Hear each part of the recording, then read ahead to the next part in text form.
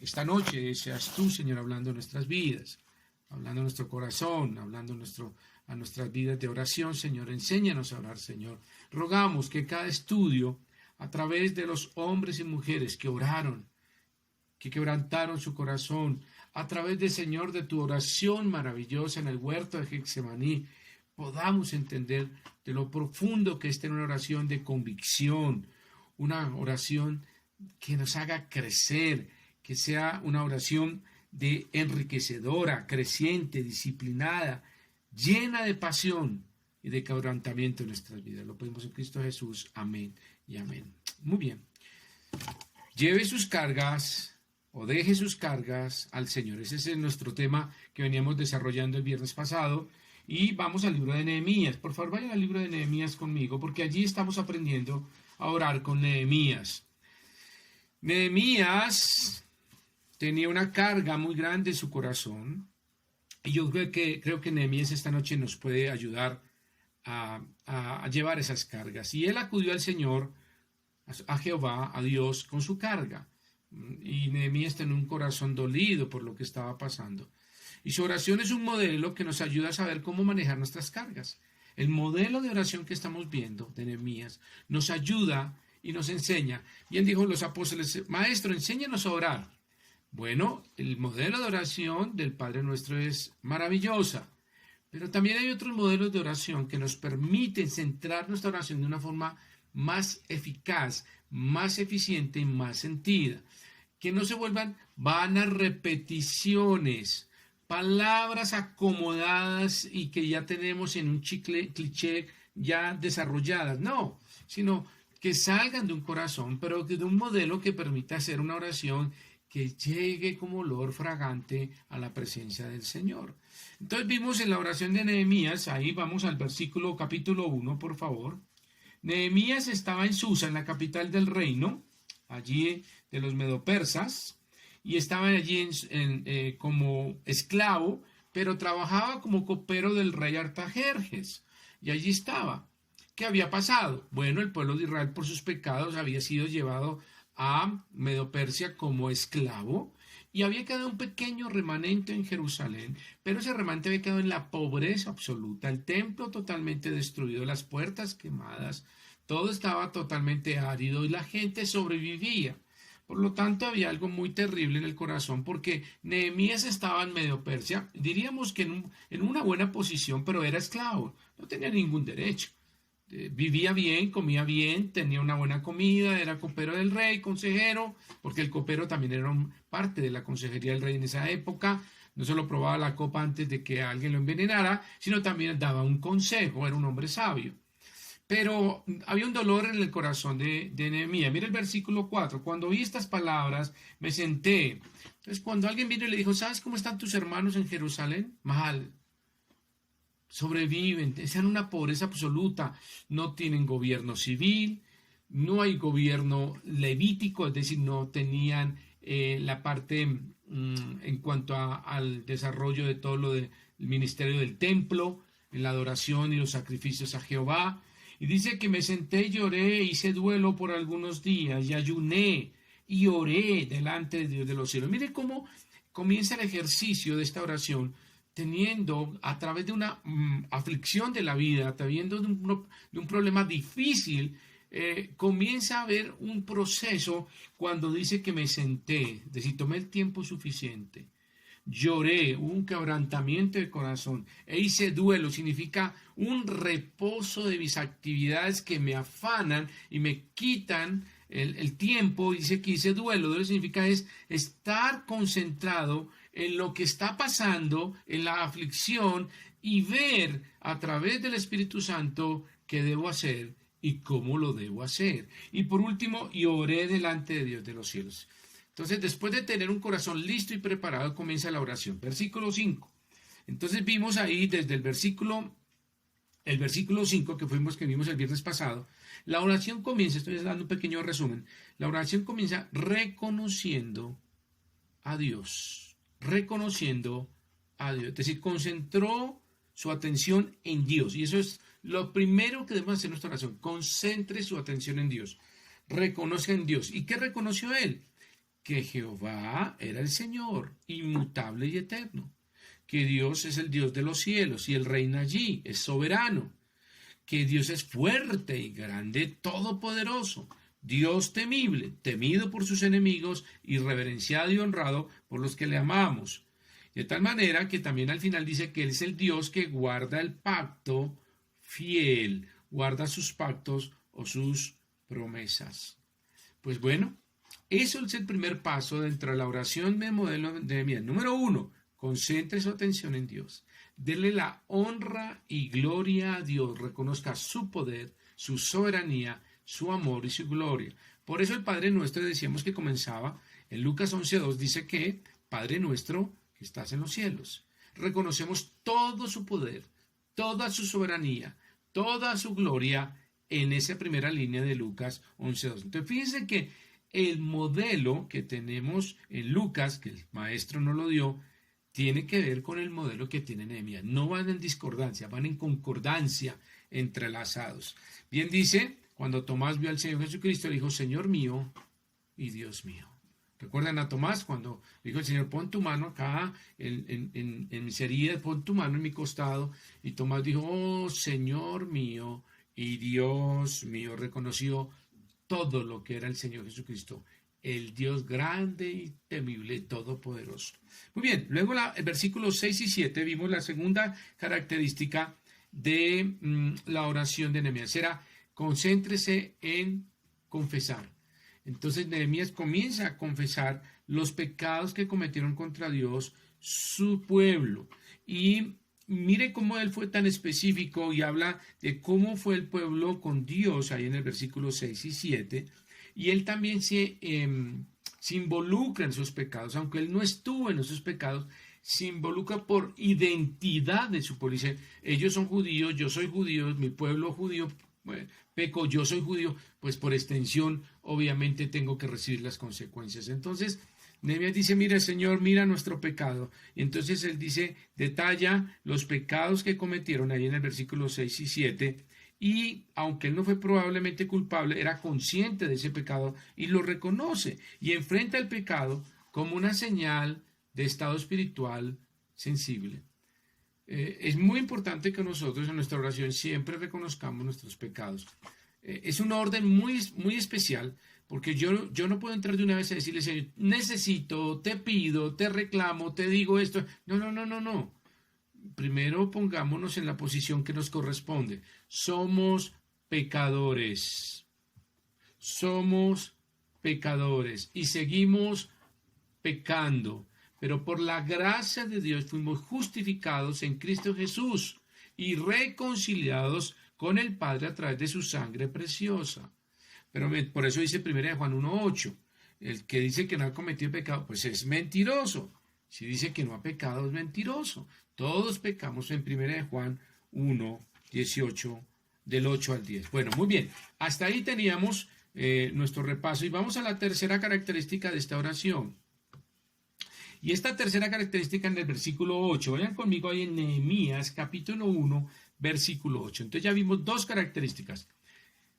Reconozca lo que es Dios para usted. Y número 2, reconozca y confiese su pecado específico. De esa manera, ya usted tiene puertas abiertas para dar el tercer paso, que es el siguiente, que es pida lo que le pertenece en Dios. Pida lo que le pertenece en Dios. Muy interesante. Mire lo que hizo Nehemías. Acuérdate ahora de la palabra que diste a Moisés, tu siervo, diciendo, si vosotros pecareis, yo os dispersaré por los pueblos. Versículo 9. Pero si os volviereis a mí y guardareis mis mandamientos y los pusiereis por obra, aunque vuestra dispersión fuera hasta el extremo de los cielos, de allí os recogeré y os traeré al lugar que os escogí para hacer habitar allí mi nombre. Ellos pues son tus siervos y tu pueblo, los cuales redimiste con tu gran poder y con tu mano poderosa. Mira el versículo 11. Te ruego, Jehová, esté ahora atento tu oído a la oración de tu siervo y a la oración de tus siervos, quienes desean reverenciar y tu nombre.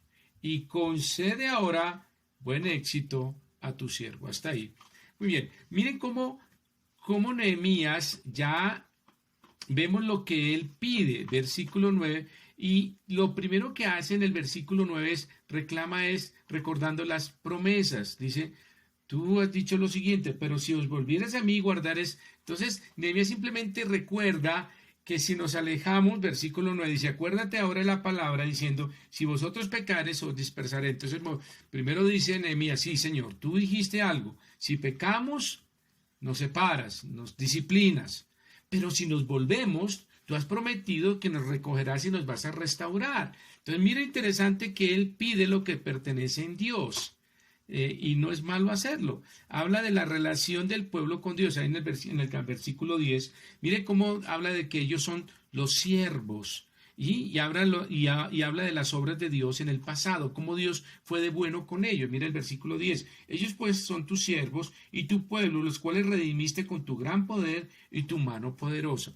Entonces Nehemías lo que hace simplemente es ir a la promesa de Dios en el versículo 9 y recuerda la relación del pueblo de Israel con Dios y las obras de Dios en el pasado con ellos. Entonces hay una gran sinceridad en esa petición. Y en el versículo 11 dice, versículo 11, te ruego Jehová, esté ahora atento tuyo a la oración de tu siervo y a la oración de tus siervos. Lo más interesante es que aquí Nehemías no ora solo, sino comparte esta aflicción y suma a otros y se une una sinceridad de petición y se unen otros a esa petición. Entonces, de esa manera, Nehemías no solamente ora pidiendo lo que le pertenece a Dios. Dice, Dios, tú has dicho que si nos arrepentimos, que si realmente hay un corazón quebrantado, tú nos vas a volver a recoger, dice el versículo 10b, y dice ellos, me vas a volvernos a través de lo más lejano de la tierra, y que escogí para hacer habitar allí mi nombre. Entonces fíjense que Nehemías simplemente trae algo que le pide a Dios lo que le pertenece en Dios. Le dice, Señor, tú has dicho esto, y no es malo, no deshonramos a Dios por recordar las bases de nuestra oración. No es malo decir, Señor, en el Salmo, o en Eclesiastés, o en Isaías, tú has dicho, Señor, esto, Señor, yo solamente me acojo a tu palabra. Eso fue lo que hizo Nehemías, no hizo nada diferente a acogerse a las palabras de Dios en relación a la oración que él tenía en su corazón. Entonces, pídale lo que pertenece en Dios. Veamos algunos versículos que nos animan a hacer esto. Mostremos que esto nos muestra que hemos aprendido algo y declara que confirmamos o que confiamos en el carácter de Dios. Es muy lindo cuando yo puedo recordar salmos o versículos de la Biblia que puedo insertar en mi oración diciendo, clama a mí, yo te responderé y te enseñaré grandes cosas que tú no conoces. Entonces, Señor, tú has dicho que si yo clamo a ti, tú vas a responder y me vas a enseñar. Pues eso es pídale lo que le pertenece en Dios. Eso es pedir lo que a usted le pertenece en Dios. No es malo, no va a deshonrar a Dios. Recordar esas bases de oración no son malas, al contrario, hacen parte y le dan la fuerza necesaria a la oración, reforzada en las palabras y en las promesas que Dios tiene para nosotros. Entonces, eso muestra que hemos aprendido algo de la palabra de Dios y muestra que confiamos en el carácter de Dios. Mira lo que dice, por favor, Juan 9:31. Entonces, vamos a ver algunos versículos que nos afirman que podemos pedir lo que pertenece en Dios. Yo puedo pedir cosas que me pertenecen en Dios. Vayan a Juan, capítulo 9, versículo 31. Y sabemos que Dios no oye a los pecadores. ¿Había leído ese versículo alguna vez? Interesante, ¿no? Y sabemos que Dios no oye a los pecadores.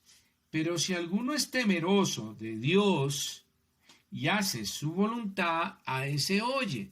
Entonces usted puede centrarse a pedir lo que le pertenece en Dios. ¿Qué le pertenece a usted en este versículo? Pero si alguno es temeroso, yo soy temeroso de Dios. Y hace su voluntad, yo estoy en la voluntad de Dios. A ese oye, Dios, entonces óyeme. ¿Entiende ahora por qué Nehemías oraba de esa manera? ¿Por qué recordó las promesas de Dios para Israel? ¿Por qué la relación del pueblo de Dios con Dios mismo y la obra de Dios en el pasado con el pueblo de Israel? Y Nehemías siempre dijo, Señor, acuérdate, Moisés dijo que nos alejábamos, pero tú mismo dijiste que si nos acercábamos, hay promesas de restauración y nos recogerás y nos pondrás nuevamente en Jerusalén. Eso es lo que estaba pidiendo Nehemías. Y otros se unieron con él. Entonces no deshonramos a Dios cuando recordamos las bases de nuestra oración. Nada, no es que estamos diciendo, estamos torciendo el brazo de Dios. No, estamos recordando sus propias palabras y las atesoramos en nuestro corazón. Dice, Señor, tú dices que si soy temeroso y si hago tu voluntad, tú me oyes. Entonces, Señor, óyeme esta noche. Quiero que me escuches. Eso dice ese versículo. El anterior no lo entramos a explicar porque dice, sabemos que Dios no oye a los pecadores. Eso es algo teológico que tendremos que explicar en otra parte. Pero mi central es la parte B del versículo. Ahora, mire Proverbios 15:29. Proverbios 15:29. Vayan conmigo ahí rápidamente. Proverbios 15:29. Entonces el desafío acá es que vaya usted aprendiendo versículos que usted puede insertar en su oración, donde usted pida lo que le pertenece en Dios. Dios, tú has dicho esto. Dios, tú has pedido esto y tú has dicho que si hacemos esto, tú responderás. Entonces, no le dé temor de pedir lo que le pertenece en Dios. Ahora, mire lo que dice Proverbios 15:29. Dice así: el corazón del justo piensa para responder. 15:29, perdón, otra vez. Jehová está lejos de los impíos. Ok. ¿Se le parece a Juan 9:31? Miren lo interesante, es muy parecido. La Biblia anda siempre conectada. Pero Él oye la oración de los justos. Señor, soy pecador, pero por tu Hijo amado fui justificado. Me hiciste justo. Entonces, siendo justo, Señor, el proverbio dice claramente pero Él oye la oración de los justos. Señor, yo soy justificado en Cristo Jesús. Ahora no me ves a mí, sino ves a Cristo a través de mi vida. Entonces ya no me ves a mí, sino ves a Cristo en mí. Entonces, Señor, óyeme. ¿Ve lo interesante? Es por eso que podemos pedir lo que le pertenece a usted en Dios. Mateo 21:22, versículo maravilloso. Mateo 21:22, miren lo que dice. Espero que me vaya captando la idea de esta parte de la oración de Nehemías, porque es muy importante. Mateo 21:22. Entonces usted va a decir, pastor, yo estaba orando como mal o muy incompleto. Sí, tenemos que mejorar en oración. Mateo 21:22, por favor, vayan conmigo. Mire, esto es lo que dice este versículo. Dice, y todo lo que pidiereis en oración, creyendo, lo recibiréis. Ok. Entonces pida lo que le pertenece en Dios. Aquí dice, y todo lo que pidiereis en oración, creyendo, lo recibiréis. Ahora, eso tiene unas condiciones. Las condiciones de Juan 9:31 y las condiciones de Proverbios. Justo, recto. El Señor oye al que está en integridad. No ligeramente uno diría el versículo, pastor, dice que todo lo que yo pida en oración creyendo lo recibo. Yo lo creo, pero espere, ¿usted es justo? ¿Usted ya siendo justificado a través de Cristo? ¿Usted es recto delante de los ojos de Dios? Como dice Juan 9:31, y dice el Señor que Él no oye a los impíos, pero a los justos y rectos los oye. Ahí está la clave.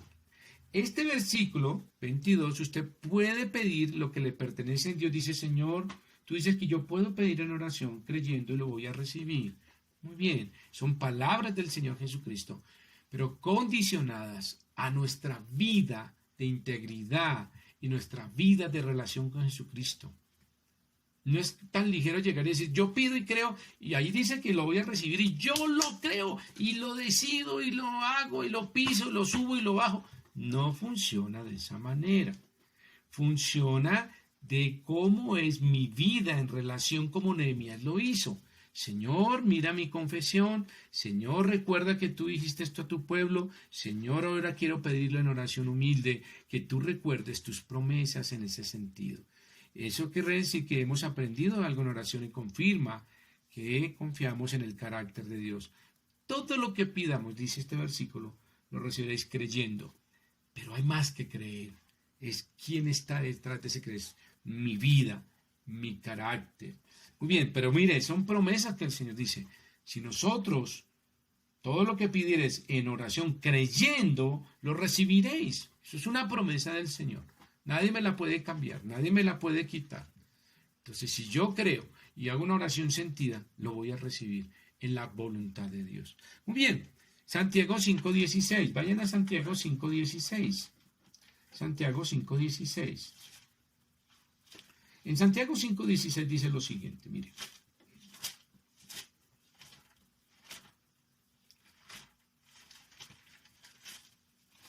Ajá, ya llegué. Dice así, Santiago 5:16.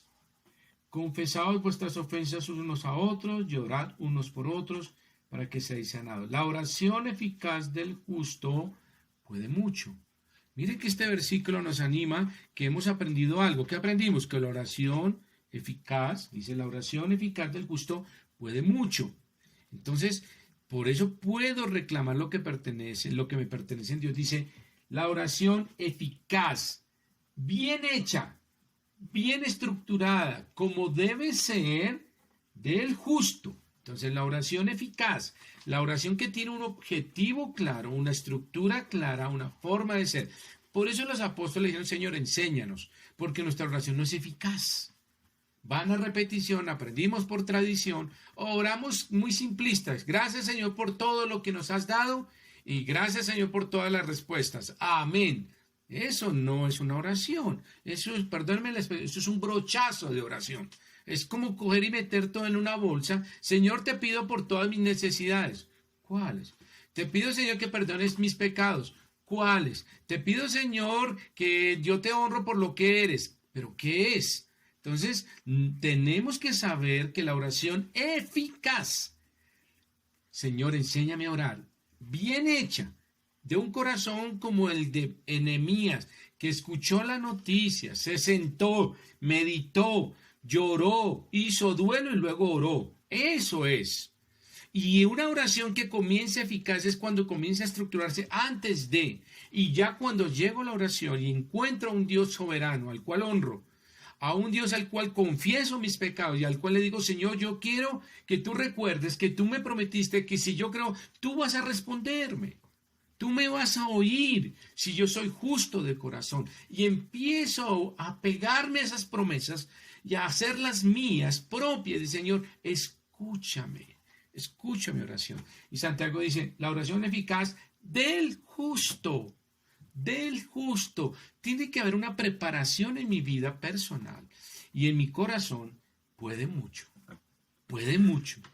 Y cuando dice puede mucho, es mucho.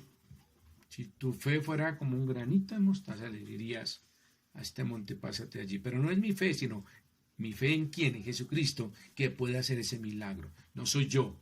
Hay que saber interpretar bien ese versículo. Entonces mire cómo la forma tan maravillosa. Mire Juan 15, vayan a Juan 15. Todas estas son promesas del Señor, pero tienen una connotación muy importante en que tienen que tener una preparación previa de mi actitud, de mi corazón. Mira lo que dice Juan 15, 16. Juan 15, 7. Si permanece, Juan 15, 16, porque después le digo por qué el 7. Dice, no me elegisteis vosotros, Juan 15, 16. No me elegisteis vosotros a mí, sino que yo os elegí a vosotros, y os he puesto para que vayáis y llevéis fruto, y vuestro fruto permanezca para que todo lo que pidiereis al Padre en mi nombre, os lo dé. Ay, pastor, mire esa promesa tan maravillosa, porque yo puedo pedirle, dice, todo, para que todo lo que pidieres al Padre en mi nombre, miren, primero, lo pido al Padre en el nombre del Señor Jesucristo y en el poder del Espíritu, os lo dé. ¿Es tan fácil, pastor? ¿Eso funciona así de fácil? No, mire el versículo 7. Si permanecieres en mí y mis palabras permanecen en vosotros, pedid todo lo que queráis y os será hecho. Hay una condición para que usted pida lo que le pertenece en Dios. Usted tiene que estar pegadito al Señor Jesucristo. Si permanecéis en mí, la vid, los pámpanos a la vid, y mis palabras permanecen en vosotros, pedid todo lo que queréis y os será hecho. ¿Lo entiende? No es simplemente sentarme o arrodillarme, Señor. Tú mencionas en Juan capítulo 15 y 6 que todo lo que pidamos en tu nombre será hecho. Yo lo pido. No, espere, no vaya tan rápido. Devuélvase un poquito unos versículos y mire si su vida realmente es un pámpano pegado a la vid, nutriéndose, creciendo, recibiendo. Y hágase la pregunta, ¿y sus palabras? ¿Las palabras del Señor permanecen en usted? Porque si hay esa condición, tome ese versículo, es suyo. Todito. Y el versículo 16, y todo lo que pides al Padre en mi nombre, os lo dé. ¿Listo? Sencillo. Pero hay unas condiciones claras ahí. Muy bien. Romanos 8:34. Miren en Romanos 8:34. Romanos 8:34. Romanos 8:34. Por ahí el micrófono abierto, lo cerramos, por favor. Romanos 8:34. Dice: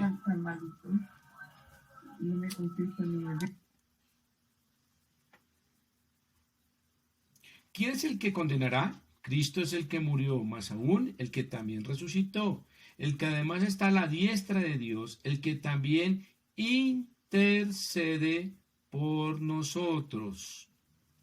Ok. Señor, aquí hay una promesa, que tú estás a la diestra de Dios, mi amado Salvador, y que también intercede por nosotros. Es un trabajo continuo. Señor, entonces, esa es una promesa. Pida lo que le pertenece en Dios. Y esto es algo que me pertenece, que el Señor Jesucristo está intercediendo por mí. Entonces lo hago en mi oración y lo inserto en mi oración diciendo: Señor, tú has dicho en Romanos capítulo 8 versículo 34 que tú estás a la diestra del Padre intercediendo por mí. Señor, yo no sé pedir. Señor, intercede por mí. Ahora, hago un paréntesis aquí. Este versículo es contundente para enseñar a otros que no hay otro mediador entre Dios y los hombres, sino Jesucristo hombre. No hay santos, no está María nombrada acá, ni, con todo respeto y cariño, las almas benditas, que a veces dicen almas benditas que interceden, o los santos, San Judas, San Mateo, San Roque, todos los santos que hay en nuestra sociedad cultural. Y con todo respeto quiero decirle, si usted me está escuchando esta noche, quiero decirle que no lo digo yo, lo dice el apóstol Pablo, que el único que intercede por nosotros es Jesucristo. Entonces la oración correcta y eficaz debe ser dada a nuestro amado Salvador, en su nombre, que intercede ante el Padre. Y si usted está haciendo oración a María, no sirve. Si usted hace oración a los santos, no sirve. Si usted hace oración a las almas benditas, no sirve. Y lo digo con todo el cariño y respeto.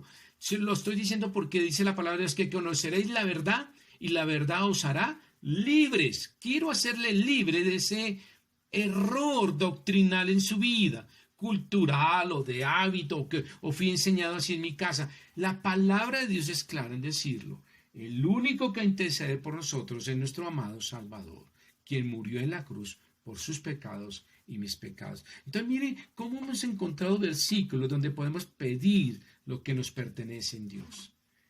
Podemos pedir, Él nos oye, pero hay unas condiciones que Nehemías mismo nos recuerda.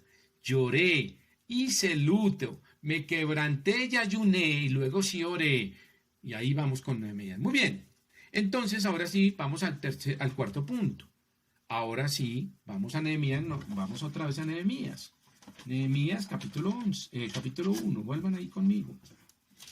Después de todo este trabajo minucioso y exquisito que hizo Nehemías en la oración, porque no es al azar, hizo algo bien interesante, ahora sí viene a pedir. Eso me hace recordar que a nosotros hacemos muchas veces al revés. Yo tengo una frase que primero son las medias y después los zapatos. Bueno, ahora los muchachos no usan medias, entonces ya el refrán o el dicho no me sirve mucho. Ya los muchachos usan zapatos sin medias, entonces no sirve mucho, pero lo veo como alusión es que primero una cosa y luego la siguiente. Ahora, versículo 11. Vamos a concentrar el versículo 11. Te ruego, ahora sí viene la petición. Nosotros entramos siempre es, Señor, gracias por este día y te pido y ruego y ahora y te pedí. No, espere. Primero la oración eficaz y del justo puede mucho. La oración eficaz es la que estamos aprendiendo con Nehemías. Nehemías nos está enseñando a orar de cómo dejar nuestras cargas en Dios y cómo aligerar esa carga. Mira ahora sí, versículo 11. Te ruego, Jehová, esté ahora atento tu oído a la oración de tu siervo. Ahora sí, tu oído. Proverbios lo dice. Juan lo dice. Ahora, Señor, que tengo cuentas cortas contigo y he reconocido tu gloria y tu poder y he recordado tus promesas. Ahora sí, te ruego que esté ahora atento tu Dios a la oración de tu siervo y a la oración de tus siervos, quienes desean reverenciar tu nombre. Concede ahora, mira la petición específica, estructurada y pensada en Nehemías. No fue algo al azar. Y eso es lo que quiero ver. Mira lo que dicen. Concede ahora buen éxito a tu siervo y dale gracia delante de aquel varón, porque yo servía de copero al rey. ¿Qué pasó aquí? Ya Nehemías entra a hacer su petición, ya tenía un plan, muy interesante, tenía un plan, simplemente ya buscaba la bendición de Dios en ese plan de una manera simple. Señor, concédeme gracia ante aquel varón, porque le voy a hacer una petición. Yo me voy para Jerusalén. Entonces fíjense que Nehemías entra a hacer una oración estructurada y específica. Señor, yo quiero que tú me ayudes. Amén. ¿A qué? Tú sabes, Señor, en todo lo que puedas y en lo que me puedas ayudar. ¿Pero en qué? ¿Y cómo? ¿Has pensado en algo? Señor, tú de todo lo conoces y todo lo sabes, tú lo sabes hacer, hazlo a tu forma. Espere. Eso es una oración vaga. Una oración sin sentido. Una oración que Dios dice, ¿pero qué quieres? Y dice el versículo, te ruego, oh Jehová, esté ahora atento tu oído, porque te voy a dar específicamente mi petición. Eso es lo que hace Nehemías. Oye, Señor, está atento. Ya voy con esta. Ahora sí, ya tengo un plan y quiero tu bendición. Y de una manera simple, quiero que tú, Señor, me la escuches. Y por eso Nehemías es muy específico en su petición. Por eso nosotros podemos pedir lo que queramos, pero condicionándolo a la voluntad de Dios. Ya lo vamos a ver por qué. Y cuando uno sepa qué es lo que quiere, ore pidiéndolo saberlo. Pastor, y entonces mi oración, ¿cómo tiene que ser? Específica. ¿Qué pidió Nehemías? Gracia ante aquel varón. ¿Cuál era? Artajerjes, el rey. Y él era el copero, tenía la bendición de estar cerca de él. Pero no le podía pedir cosas, como decir, oiga, rey, yo vengo. No era tan sencillo. Cualquiera que fuera insolente o no tuviera cita previa, le cortaban la cabeza. Así de sencillo. Por eso alguien diría, ¿y por qué no fue y le dijo entrada al rey? No, es que eso no funcionaba de esa manera. El rey era un semidios. Tú no podías entrar sino arrodillado, inclinado, y si él te decía, levántate, muéstrame tu rostro, no lo podías hacer. Y si de pronto tenías una petición, tenías que saber las palabras y el momento exacto y buscar que estuviera de buen genio, de buen carácter, de buena afabilidad, porque ese día, si estaba cortando cabezas, no era el día para pedir algo. Sería torpe. Por eso Nehemías dijo, dame gracia, dame el tiempo, el momento y exacto, Señor, y permíteme orar y decirle a este hombre mi necesidad y lo que yo requiero. Y había un plan ya de Nehemías, yo me voy, y cuando ustedes ven más adelante, cuando Artajerjes le dice, ¿qué quieres? Nehemías le dice, quiero que me des este tiempo, quiero que me des carretas y me des estos elementos, yo quiero ir a reconstruir, porque quiero ir a reconstruir el templo y quiero reconstruir mi familia y mis hermanos que están en desgracia. Ya había un plan. La oración eficaz, estructurada y coordinada es la que escucha Dios. No las oraciones etéreas, grandes, cuando dice, Señor, pido por todo el mundo. ¿Cuál mundo? ¿Por la Vía Láctea? No, Señor, pido por todos aquellos que están perdidos. ¿Cuáles? Señor, pido por los enfermos. ¿Quiénes? Señor, pido por los que no están comiendo algo en su casa. búsquelos, identifíquelos, ore y actúe. Así funciona la oración. La oración eficaz del justo puede mucho, pero la oración etérea y dispersa del que no tiene un corazón íntegro no puede nada. Por eso es tan importante saber orar como oró Nehemías. Haga su petición. Mire, vamos a ver algunos versículos de esta noche. Juan 16:7, vayan conmigo. Juan 16:7. Juan 16:7, vayan conmigo rápidamente. Juan 16:7 dice lo siguiente. Vamos a terminar esta noche.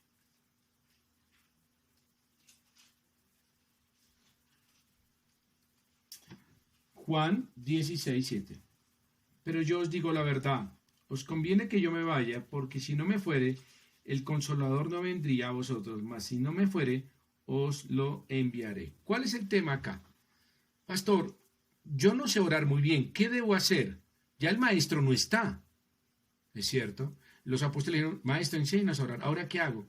Bueno, el versículo siguiente dice, pero yo os digo la verdad, os conviene que yo me vaya, porque si no me fuere, el Consolador no vendrá a vosotros, mas si me fuere, os lo enviaré. ¿Quién es el Consolador? Ah, muy bien. Ahí en Juan 16:7 es el Espíritu Santo. Y el Espíritu Santo comienza una obra maravillosa. Y vamos a ver en otros versículos cómo vemos ese trabajo del Espíritu Santo. Mire en Romanos 8:26. Entonces, vayamos a Romanos 8:26. ¿Qué es lo que hace ese Consolador? ¿Qué es lo que hace en nuestras vidas? Romanos 8:26. Entonces estamos mirando. Si no sabemos orar, entonces dice Romanos 8:26. De igual manera, el Espíritu nos ayuda en nuestra debilidad. Pues, ¿qué hemos de pedir como conviene? No lo sabemos, pero el Espíritu mismo intercede por nosotros con gemidos indecibles. ¿Qué es lo que hace el Espíritu Santo, ese Consolador? Esa intercesión significa que es un paracleto, es el que nos ayuda a pedir correctamente. Dice, pero el Espíritu mismo intercede por nosotros con gemidos indecibles. Es decir, pues, ¿sabemos cómo pedir? No, pero el Espíritu Santo nos enseña, el Consolador nos va a enseñar el trabajo que debemos hacer. Ahora, Hebreos 7:25, miren lo que dice Hebreos 7:25. En Hebreos 7:25 dice lo siguiente, por lo cual puede también salvar perpetuamente a los que por él se acercan a Dios, viviendo siempre para interceder por ellos. ¿Quién? El Señor Jesucristo. Entonces, fíjese que si usted no sabe pedir, tiene la gran ventaja del Espíritu Santo en su vida. Por eso dice Juan 9:31 que a los impíos, a los pecadores, Dios no oye. Tiene que ver con este versículo. Si usted no tiene el Espíritu Santo, no tiene quien le enseñe, que interceda con usted. El Espíritu mismo intercede con nosotros con gemidos indecibles, diciéndole el Espíritu Santo al Padre, esto es lo que necesita, que lo que necesitamos, e intercede y nos ayuda a pedir correctamente. ¿Y quién toma esa forma de oración? Jesucristo. Y dice Hebreos que él intercede, mira lo que dice, viviendo siempre para interceder por ellos. Habla del Señor Jesucristo, lo mismo que hablábamos en el versículo de Romanos. Entonces, fíjense cómo se unen estos versículos para pedir. ¿Y cómo vamos a pedir? Mire, Santiago 4:2, vayan conmigo. Entonces vamos uniendo estos versículos uno a uno. Santiago, ahí un poquito más adelante del libro de Hebreos, 4:2. Dice, codiciáis y no tenéis, matáis y ardáis de envidia y no podéis alcanzar, combatís y lucháis, pero no tenéis, no tenéis lo que deseáis porque no pedís. Entonces, pero hay que pedir. Pero luego el versículo, mire el versículo 15. Versículo 4, pedís, versículo 3, y no recibís porque pedís, ¿qué? Mal, para gastar en vuestro deleite. Entonces, el tema es que estamos pidiendo mal. ¿Quién nos ayuda a pedir bien? El Espíritu Santo, que es nuestro paracleto. ¿Y quién intercede ante el Padre ante esa petición en el cual el Espíritu Santo nos ha ayudado, en esa muleta, en ese paracleto, para pedir bien? El Señor Jesucristo. Entonces, mire cómo hay una escalera perfecta para llegar a la presencia de Dios Todopoderoso, quien en su voluntad y soberanía responderá a una oración eficaz y justa. Eficaz y justa. Mira ahí, entonces el Espíritu Santo nos ayuda. Muy bien. Cristo intercede por nosotros y el Espíritu Santo nos ayuda. Y Santiago 4:3 nos recuerda, pedimos porque pedimos mal. Entonces la oración perfecta, ¿cómo es? Mire 1 Juan 5, vayan conmigo. Entonces ahora unamos 1 Juan. Todos estos versículos. Entonces tenemos un consolador que permanece en nosotros, que nuestro paracleto nos ayuda a pedir correctamente y que esa oración correcta llega ante el Padre, pero quien intercede por nosotros, el Señor Jesucristo, la recoge, dice, Padre, yo quiero esto y lo he hecho, lo he pagado en la cruz, ahora soy ese abogado, ese intercesor y deseo, Padre, dejar esto en tu voluntad y soberanía para este hijo adoptivo por el cual yo pagué en la cruz. Somos adoptados al Padre en una nueva posición y relación con Jesucristo y en una posición con el Padre. Interesante. Coherederos con Jesucristo y adoptados ante el Padre. Entonces, mire, en 1 Juan capítulo 5. Ahí está. Esto es clave para nosotros. 1 Juan capítulo 5. Vamos al versículo 14. Vayan conmigo. Y esta es la confianza que tenemos en Él. Que si pedimos alguna cosa, está la confianza, la promesa, la certeza, que si pedimos alguna cosa conforme a su voluntad, Él nos oye. Entonces fíjese cómo es importante la oración específica como la hizo Nehemías. Ya tenía un plan y le dijo, Dios, dame gracia ante este hombre. Había un plan perfecto y sabía que su oración contaba con un intercesor, que era el Espíritu Santo, que en ese tiempo venía y iba el Espíritu Santo. Y de esa manera ya Nehemías tenía certeza de que él pedía una bendición certera en ese proyecto. Nosotros ahora tenemos el Espíritu Santo que está en nuestras vidas. Cuando recibimos a Jesucristo, viene ese consolador, ese paracleto que nos ayuda a pedir de tal manera que viene esa oración y Jesucristo la toma como un intercesor ante el Padre. Pero hay una condición clara. Mire el versículo. Y si pedimos alguna cosa, lo que sea, tiene que tener una condición clara. Conforme a su voluntad, Él nos oye. Sí o sí. Es decir, si no está conforme a la voluntad de Dios, no lo oye. Así dice el versículo. Tiene que ser conforme a la voluntad de Dios. Es en su voluntad, no en mi voluntad, no en mi tiempo, en mi forma y como yo lo quiero. Es en su voluntad. Si pedimos alguna cosa conforme a la voluntad, Él nos oye. Y si sabemos que Él nos oye en cualquier cosa que pidamos, sabemos que tenemos las peticiones que le hayamos hecho. Ese es un versículo maravilloso, exquisito, extraordinario. Entonces, la pregunta es, ¿Nehemías sabía que era la voluntad de Dios en este proyecto? ¿Hizo una oración que era conforme a la voluntad de Dios? Claro que sí. Porque Dios ama a ese pueblo y lo sigue amando toda la vida.